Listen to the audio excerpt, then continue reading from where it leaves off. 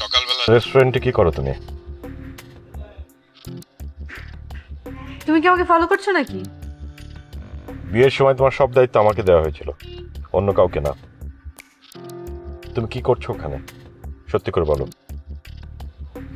দীপুর জন্য অপেক্ষা করছি। ফাজলামো করো না রেনু, আমার কথা জবাব দাও। কেন? এতদিন তো এই কথাটাই শুনতে চেয়েছিলে, কিন্তু মিথ্যেটা বলতে পারিনি, আজ বললাম। তার মানে তুমি দীপুর সঙ্গে দেখা করতে গিয়েছো? হ্যাঁ, ওই যে দীপু চলে এসেছে, রাখছি। রেনু, রেনু!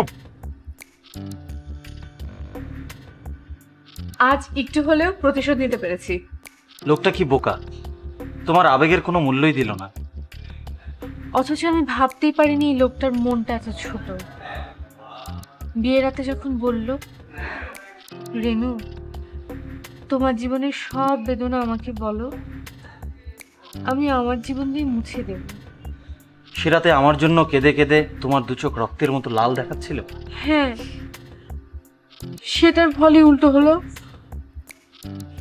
মামুনের মনে সন্দেহ ঢুকে গেল। ও আর কোনোদিন সহজ হতে পারলো না।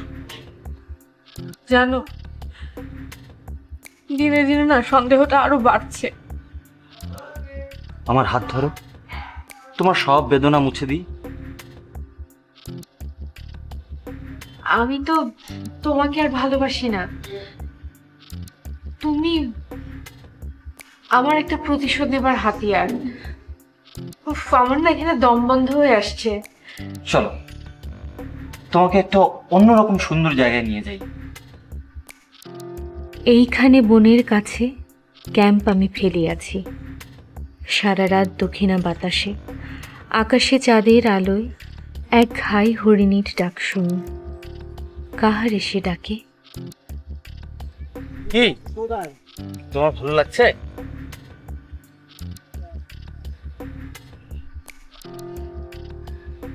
মনের ভেতরে অন্ধকার আচ্ছন্ন থাকলে কিছুই ভালো লাগে না।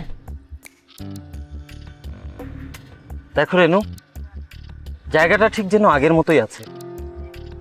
সময় যেন উল্টো দিকে ঘুরছে, আমরা যেন ঠিক আগের সময়েই আছি। এই না,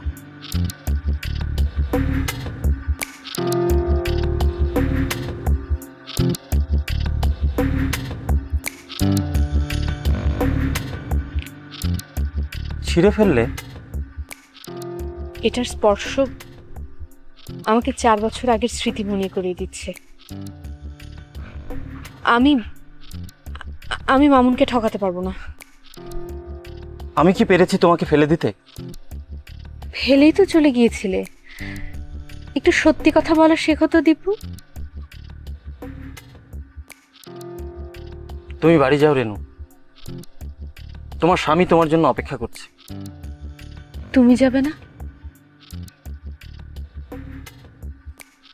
যাব। তুমি নরকে বললে আমি নরকেই যাব।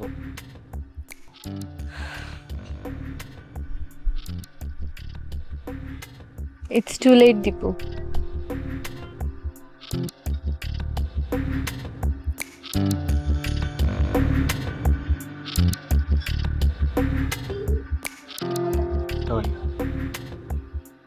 আচ্ছা, ঘন্টা 2 আগে কি এখানে কোনো ভদ্রমহিলা এসেছিলেন?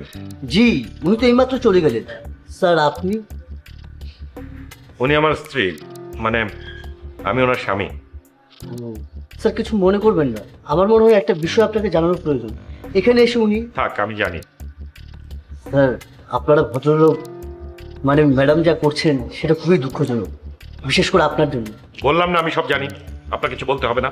Sorry sorry sir.